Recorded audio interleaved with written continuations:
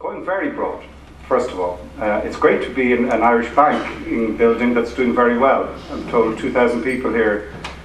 A year or two ago, I would have thought that would have been, we were in a difficult space in our banking, and we still are.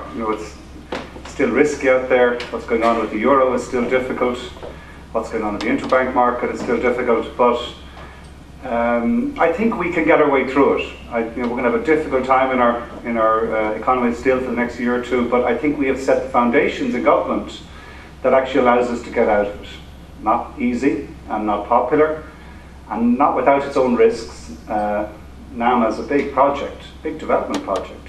My risk in this is, I see it as in how you actually develop the assets down the line, more so than in the initial valuation. But I think it was the right approach, and I think it is. We're actually starting to maybe learn lessons in our banking system. We have a very good, strong regulator, and a good head of the central bank now. And I think crucially, one of the things we've done is we've restored some of our reputation internationally. Banking is about trust. Banking is about reputation more than anything else. And we lost a certain amount of our reputation 2 or 3 years ago on back of what we'd done for the 10 years previously, or just a lack of caution and prudence maybe that we'd applied. But I think we've won some of that back. I think by actually being quick and acting firm in government and in our banking institutions, in our regulatory institutions, we've won some of that reputation back. And I think that's an important first step in actually seeing recovery in our banking system back working again for our country. Our budget situation is also difficult, and again, not easy politically, but again, I don't think we had any real choice. There's all this debate going on at the moment, a very valid debate around austerity or stimulus, and I think that's a real good macroeconomic debate to be had. We didn't have the luxury of that debate really when, because of our over-reliance on property taxation, when that suddenly went through the floor. It wasn't a kind of a academic exercise as shall we choose budget cuts or not. We just did not have the tax revenue to be able to pay some of the budgets that we had been paying in recent years. But I think again in international circles, they're seeing that by acting quickly on that, by recognising the extent of the problem, we've given ourselves room and given ourselves the ability, I think, to get out of those budget difficulties. That's two components of how we turn this economy around, but the crucial one now is how do we actually stimulate our economy? Okay, if we can't do it as easily on the budgetary side, are there other ways in which we can improve our trading economy? And that is the crucial task we have. I mean, it has always been our economic model, small open economy, trading internationally. In the current situation where domestic demand isn't going to be as strong because of some of those budget constraints, it's all the more important that we get our trading economy going. Very simply, this is very kind of broad analysis, but as I see it, there's about 6 areas where we have a trading position, and put it that way. 6 areas where we add real value to our economy. I won't go into them in all detail, but roughly in areas where I see them, in food industry. We have about an €8 billion export food industry. We convert our comparative advantage in grass growing into dairy and meat products and other products and trade them. And it is a net cash into the country of about 8 billion. I think that can actually continue to do well. From my perspective, the more we go to a high value product, a greener product, less inputs in it, the better we'll do. Tourism is another, I think it's about €5.5 billion, whatever, cash into the country from our tourism industry. And it again, I would argue, I suppose I'm not going to go into the details of any of these industries, but as a green island, selling ourselves as a green tourist destination, we should continue to be successful. It fits well with us. High-tech industries are obviously the next really big trading position that we have. That ability to be a localization point for biomedical, biopharmacy, ICT, and other high-tech companies. And the good thing that's happening at the moment is that some of the competitiveness we're getting back in our economy, some of the real enterprising ability in this economy, is seeing that sector, that foreign direct investment sector, doing well. That's the area that's growing at the moment in our country, We're still continuing to get, IBA is still doing a very good job. There's still a good pipeline of companies coming into this country, the latest new technologies. So that actually is probably, I think, through these very difficult times, has been one of the bedrocks that has kept us afloat, that makes us different from Greece and Portugal and other countries. We're trading now as a net positive, balance of payments positive country. That's why I think some of the other countries see us just as slightly differently from some of our other European Eurozone countries. And one of the reasons being because that foreign direct investment, those high-tech companies, are still doing well coming into this country. And it helps us. It's one of our core business activities that we are good at. I've seen it. The job I have is very interesting, meet a lot of people. But one of the most interesting things is just going around seeing different companies, foreign international companies here, but with local Irish management, who just have that really good ability to actually keep dodging and diving, turning, changing their business model to keep business here. They do it with a kind of certain pride and a certain flexibility and a certain high quality that other countries don't do as well. We're bloody good at it. And they've kept businesses here that shouldn't have been kept here in all the economic order or logic just by being high quality, very flexible, and just being good people to work with, people you can network with and work well. And we've that network actually spreading out to the world now, people who've been here, who we have in different countries who know we're good at that. It's a real asset to the country.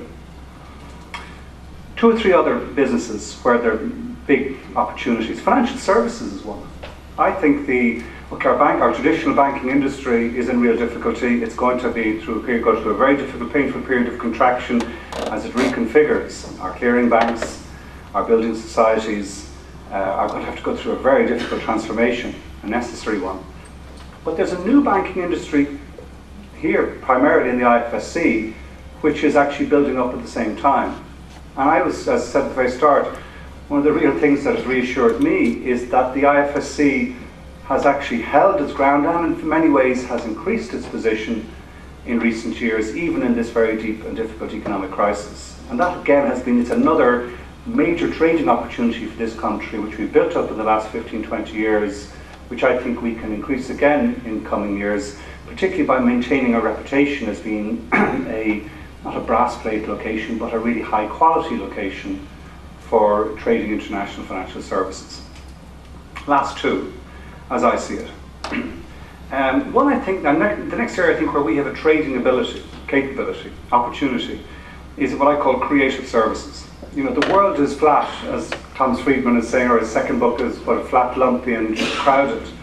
But I think his analysis of the world economy, of the effect of the series of technological changes in the internet in recent years leading to business opportunities, is a very accurate analysis of what's going on in the world economy.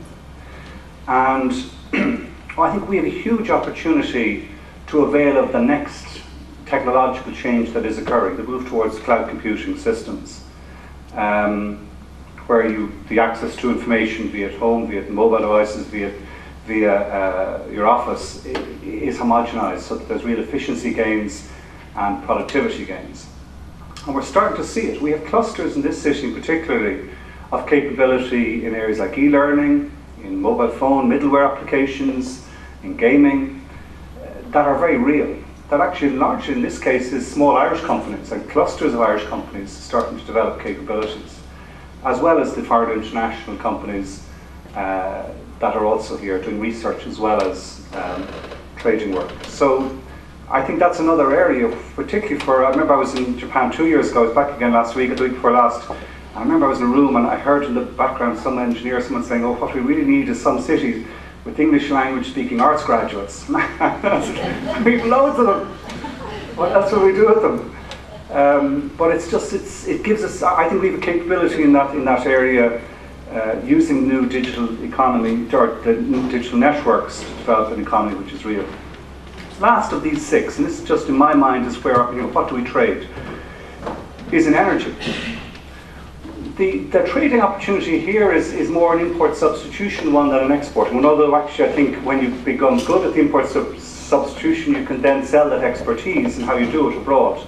But the basic opportunity is we have a €6 billion annual fossil fuel bill, on similar scale to our farming industry or our tourism industry, in terms of, but it's going out of the country in this instance. And all the analysis is that the price of fossil fuels and the availability of fossil fuels is increasingly insecure in years to come. I believe we're facing a peak in global oil production, and I think the likes of the International Energy Agency, it's not just someone like me from a green background, but the International Energy Agency, which would be the more conservative, traditional end of energy analysis, sees the same and is screaming at governments to act now. What they describe the current system as patently unsustainable. That governments have to act quickly because it takes a long time to switch around your energy infrastructure. You know, when you build a heating system in a building, it's there for 100 years. You buy a car, it's still there for 15 years. Power station, 50 years. So if you're to change your energy system, you've got to think 2 decades in advance. If you're building a building or setting up your energy services in a building, you've got to think 10 years at least in advance and think, what's going to be the price of oil in 10 years' time? Or what sort of savings can I make over the lifetime of this building by actually stitching in energy efficiency at the start? And that's why I see this as a huge area of opportunity for this country and also necessary change. I won't go into the details of it, Brian will do that, or a lot of it. But there are 3 big economic areas of economic opportunity within that, as I see it. Firstly is in our buildings. It's the lowest hanging fruit. It's the easiest, best economic return on investment is to invest in energy efficiency. The metaphor I always use is your first thing you do, you want to run a bath, you put the plug in. Similar in energy efficiency is the first essential step in energy management. And we've shown, we've done national energy efficiency action plans, about 90 points within it, and we showed that in that area alone, if we implement them, fairly easy measures, not high cost, not risky investments at all, in fact much better, much less risky investments than some of the property investments we've made in recent years. But with fairly basic, simple first step measures, we can save $1.5 billion in our fossil fuel, in that $6 billion fossil fuel bill by 2020. So that's an easy picking gain to the country, as good an opportunity as any export business, because it is real cash kept in the country. And we're doing a lot of work on that. We've gone from kind of upgrading, the state supporting the upgrade of about 2,000 buildings a year. In the last 3 years, we brought that up to about 60,000, and we're aiming towards 100,000 homes each year that we retrofit to try and make them more energy efficient, to keep the energy in. We're going to move towards a system, away from just this government grant-led support system, towards an obligation system on our energy companies and on our utilities, like the ESB, Bord Gáis, Scottish and Southern, and indeed other energy companies, to actually mandate them or oblige them to make energy savings for their customers, or to help their customers achieve energy savings, and to use a whole range of different technological means to do that, to kind of use energy service company contracts, ESCO model, so that people can go in, deliver the energy savings for the customer, and then the reduction accrues to meet the obligation that the utility company has. It's going to take 2 or 3 years for us to work up that model, because we have to test and trial it, but it's going to be a very important development for anyone involved in buildings management in our public capital buildings, but also I think in commercial buildings, an opportunity to make some of those investments that are necessary, that saves the company money, that allows the utility to meet its energy obligation reduction, and that allows the state to meet its carbon reduction targets and improve its energy security position. So that buildings energy efficiency area, I think, is the first, biggest, most important opportunity. We have a big opportunity in renewables. We're already about number 2 or 3, I think, in Europe now in renewables integration. We will become number 1 in the next 5 years. We will overtake Denmark with the highest penetration of renewables. We'll get to 40% at the end of this decade, and that puts us in a very strong position, because, like I mentioned earlier on, we turned over 50 years a grass-growing comparative advantage into an exporting opportunity. I believe we have an exporting opportunity to turn our natural resources comparative advantage, our high wind speeds, our very large ocean area, into a trading opportunity for this state, where we actually do start to go beyond those initial targets of just getting 40% and starting exporting our surplus green electricity to other countries. It's a big long-term opportunity, but it's one that's very real. Third area, and I'm not going into the details of each of these, but is just set, as I said, the broad picture. Because partly of that renewable energy resource we have, and the need to manage it cleverly, we have a huge opportunity to become a centre for energy efficiency management through ICT. There's a fundamental opportunity we have in this country because we have the presence of all the world's leading ICT companies here. Google, IBM, Intel, Hewlett-Packard, Microsoft, Cisco, Dell, they're all here. They're all doing research here now, and increasingly researching how data management, better data management, can actually lead to energy efficiencies, because they see this natural resources limits as being fundamental to the world economic development. And there's a huge opportunity for us in the likes of smart metering and the smart grid system, which is all about good data management, to become an area where you develop the software, you develop the process technology, you develop the data communications management technology that allows you to deliver that smart grid. People hear about it a lot. It's central to Obama's stimulus plan. It's going on everywhere. Japan, they're really looking at this seriously, as most European countries. So are we. With the advantage that we have a fairly modern distribution electricity grid and a coordinated political and utility system, and a very strong research system here in this area. So we can and most leading international companies doing research in this area, backed up by research that we're supporting in Science Foundation Ireland. So we have a huge business opportunity to become a place where you actually develop the skills and test some of the skills that you need in running a smart grid, in running electric vehicles, in running the Internet of Things, remote sensory technology, so you switch off devices when you don't need them. It's a big business opportunity for us, and it's one where we are actually starting to deliver on. And I think that, the likes of that IBM decision, they could have got to set up their International Smart Cities Research Centre in Dublin, was hugely significant for this state. They could have gone anywhere. Singapore would have bit their hand to get it, as would Amsterdam, as would have just about any other city. And they came here because we're good, as I said at the start. We're flexible, smart enough people to work with. And that's a big advantage for us. It's a big business opportunity for us. I'll finish now. Sorry, I'm taking a bit of time. What has this got to do with the Docklands? Well, a lot of those industries are in the Docklands. Financial services, or the creative services. I have just a very simple concept of my city, and this is my city. I thought you were getting me to stop speaking. Simple enough concept of my city. Digital Hub is working quite well. We've got 1,000 people working there, and lots of small businesses. But the Digital Hub, I think it's going to need to extend from almost Houston right down through Thomas Street, the hub, the historical heart of the city, right down the South Docks. The fact that Google, Facebook, Yahoo, all those companies are based in that ribbon, Gala, further up, just makes it's kind of a simple geographic sense of it. That area of the city, including Trinity, is our communications data, this new cloud computing centre for this city. North Docks, right financial services centre, and the whole range of related business. I just kind of see this broad concept, but that's spread out, spread along the river either side, major businesses, business opportunities, and a whole lot of service businesses that come with it. What do you need for that? I think those people coming in to those businesses, they want a good place to come to. There was a very good book years ago, and I saw a lecture by Saskia Sassen. She's a sociologist, and she said it's cities that now compete for business. Like, we're competing not with other countries, we're competing with Bangalore, or with Tel Aviv, or with Singapore. So it's city competition. And people come to cities with certain characteristics. They need to be international, they need to be attractive.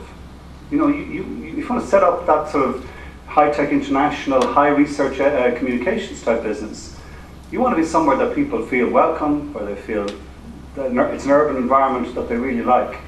It's easier to attract people to that environment. And I think we have the opportunity in the Docklands in particular to do that. John Henry here from the Dublin Transportation Office is someone I've had a really high regard for years. That vision of how you actually create urban spaces that work in that sense. Work in energy efficiency terms, but also work in a kind of cultural, social development terms.